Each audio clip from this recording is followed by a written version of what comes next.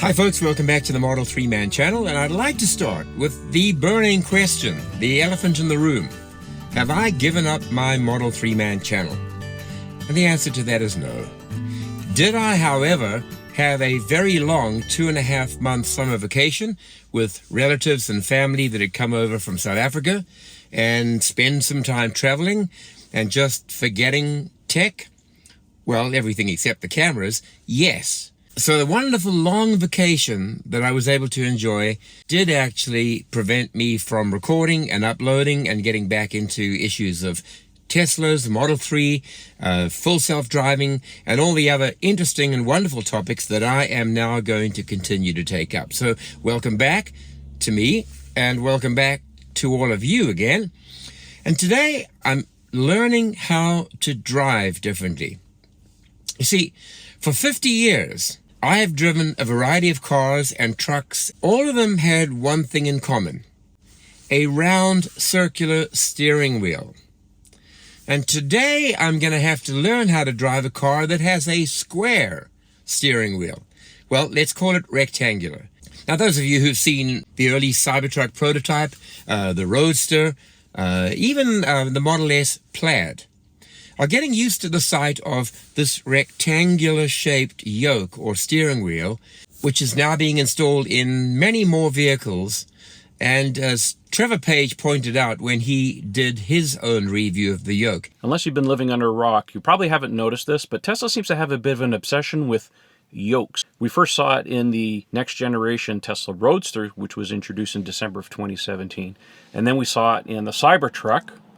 And of course, the new Model S ships with a yoke. But did you know it actually goes back further than that? Matter of fact, the drawing on the Model 3, that, free thing that you got for reserving a Model 3, it was in there too. I'm hoping everything just goes right. Of course, I've watched multiple YouTube videos, but I'm hoping it'll go smoothly, changing this round steering wheel for the yoke.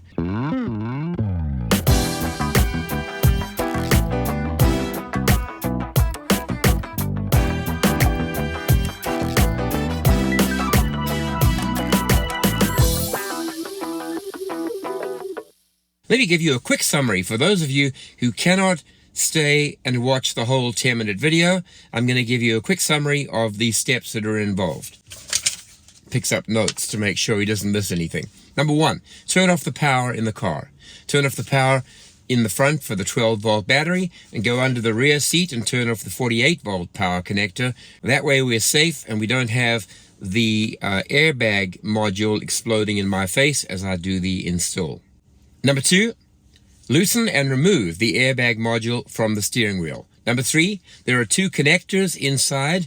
One comes from the airbag and one is for all of the controls. Number 4, there's a big hex nut or hex bolt that locks the steering wheel onto the steering column, and it could be more difficult than it sounds. Number 5, remove the circular steering wheel by wiggling it. Number 6, remove a spring clip inside. You'll see more about that when I demonstrate how we remove the airbag module. Number 7, push the yoke steering wheel back onto the steering column, carefully aligning it. Number 8, refasten that hex nut that keeps the steering wheel attached to the steering column. Number 9, first connect the wheels connector back into the steering receptor. Number 10, carefully replace the airbag module, and before pushing it right in, make sure you've connected the yellow connector, which ensures that the airbag is now once again wired. Next, push the airbag unit carefully into place and listen for it clicking.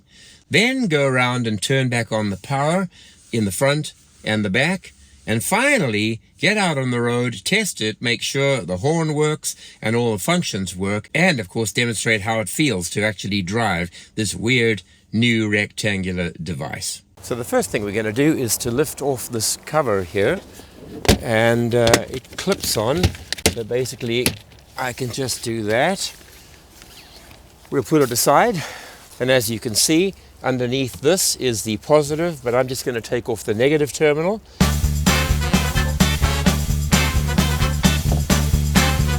Okay, so with the seat removed and the 2 connectors disconnected, you don't want to forget about these. They connect back into the base over here. We can lift off the styrofoam cover, put it down over here, and this is the connector. Unlatch that. I don't want to get myself shocked, of course, but let's have a look here.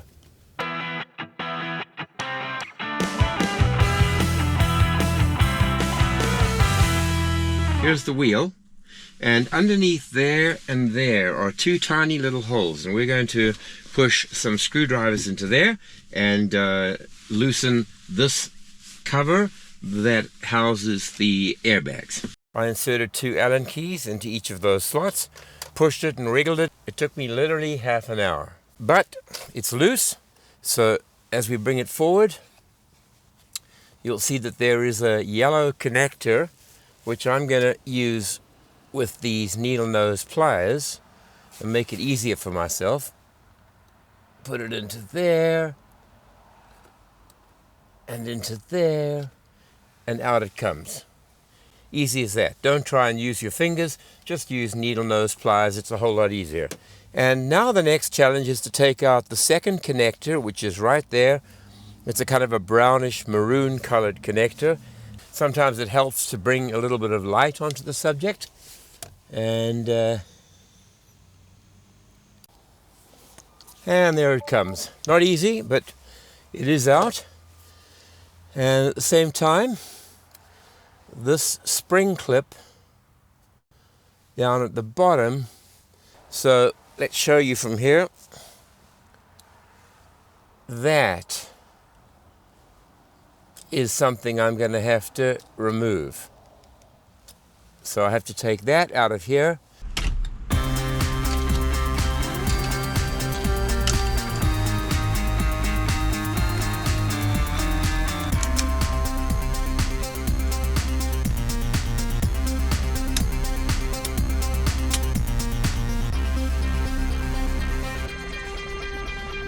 The real tough job comes in getting off this central nut, and let's just make sure that this fits first of all. Yeah, it does.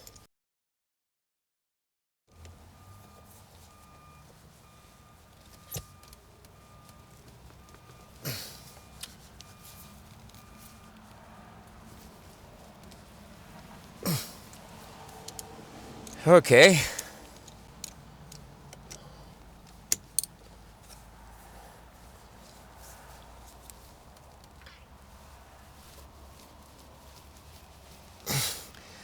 I'm going to have to look for some leverage to add to this handle so that we can break the torque. I'm not going to do it like this. Let me try perhaps at a different angle.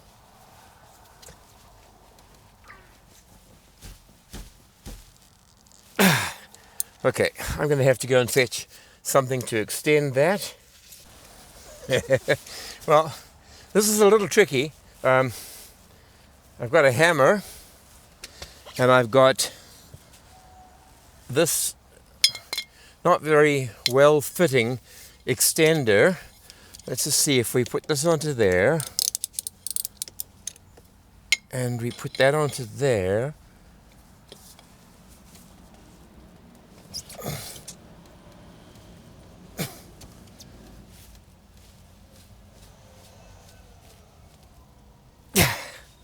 Wow, that is tough.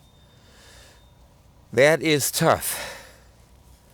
Let's try a little bit of impact here.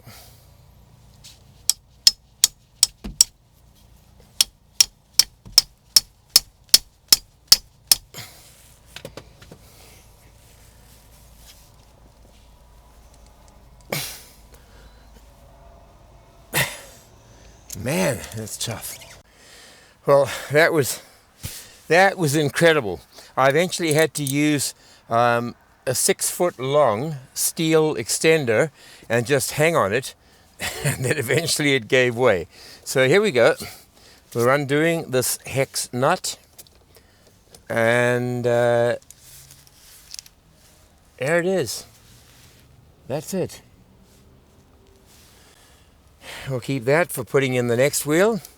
And the next step here is to gently, I didn't have to worry about it, I just pulled it and it came right off.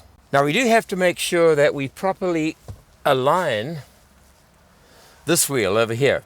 So there is a groove, and I'm just making sure I can see exactly. There we go. There's a groove at the top. There's a groove at the top there.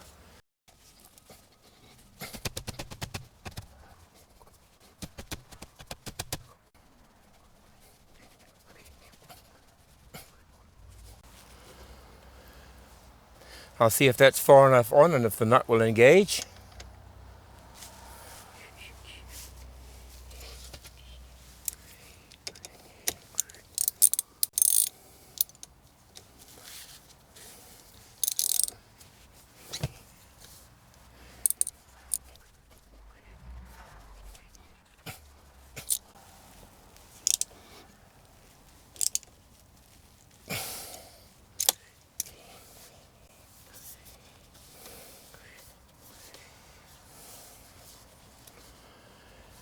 And I think that's far enough.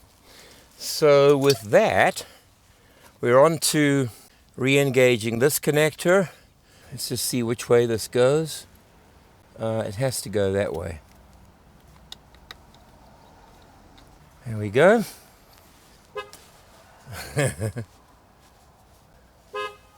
Well, the horn works, but of course it has to work with the airbag on top of it. We're going to find and connect the little yellow plug.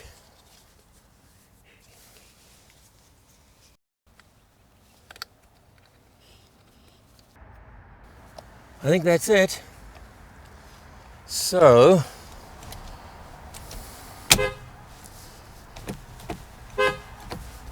that's it. I can't believe it's finally on. At this point here, we need to turn on the power back in the front and under the seat, and since you see me do it, it's just going to be a reverse of that.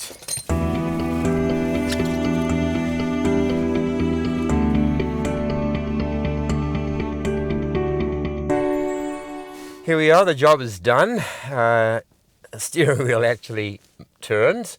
There are no error messages coming up on the screen. Here's some initial thoughts. I love the fact that the side controls are just nicely visible above the wheel, above the hand grip. Easier to get to, easier to see. Not a big deal, but I like that they just appear above this over here. And you may not see from that angle, but it is there. So you're going to put it into drive. Initial reaction. My gosh, have I got visibility? There is absolutely no impediment. There's no steering wheel to see over. The yoke is low down. The turns that I made in the parking lot there was absolutely no feeling of strangeness, because I never hold on to the top of the wheel anyway. I always push from the bottom or the side. Let's have a look here. Okay, we can go. There it is. And you can have two hands on the wheel or one. So for example, that is easy. No problems at all. I can rest two. I can rest hands on the bottom, which I'm in the habit of doing on a circular wheel. So I think let's have a look at how navigate on autopilot, or let's call it what it is, full self-driving beta. See how it works over here. Do it now.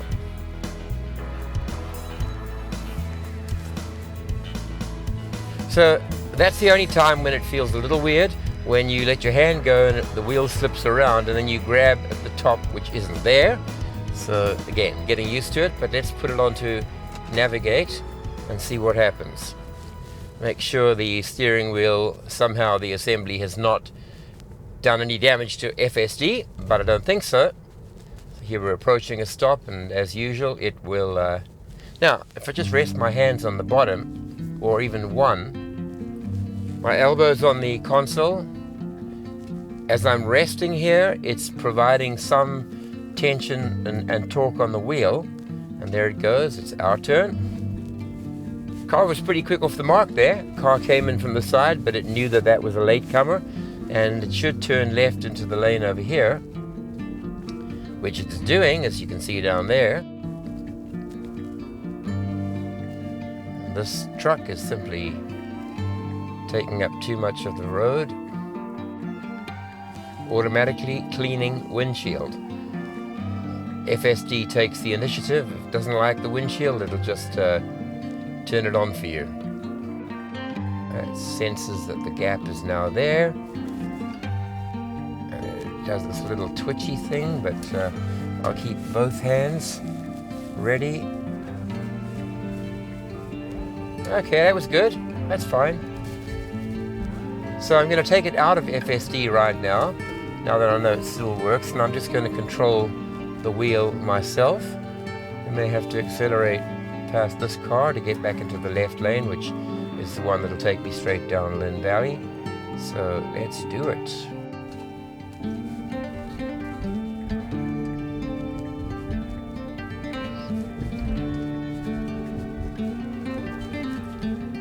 Yeah, this is cool. This is really enjoyable. I really prefer the steering wheel being down low. I prefer my hands on the bottom of it, and it's a nice flat surface here. That's enjoyable. There's no impediment to seeing the entire screen and the entire windshield. Everything is better in terms of visibility. I can tell you right now, it's not going to take me longer than maybe 1 or 2 trips to get fully used to the fact that there's no top end on the handlebar and that you can hold it from each side. Really, it's just not difficult. Yeah, I've driven 50 years with circular wheels, but this is easy. And especially on a long trip, of course. I'm going to navigate my driveway now, so we'll see how that goes, backing in. And that'll give me a sense for acute turns and reverse turns as soon as we get round the corner.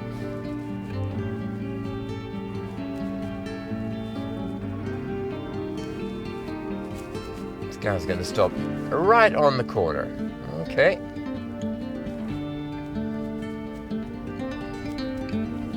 Indicate, move out to the right.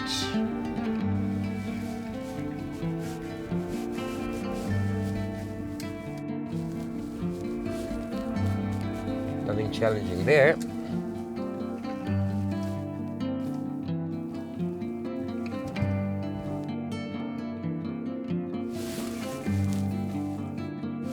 Make sure I get the entrance of my driveway. And there it is.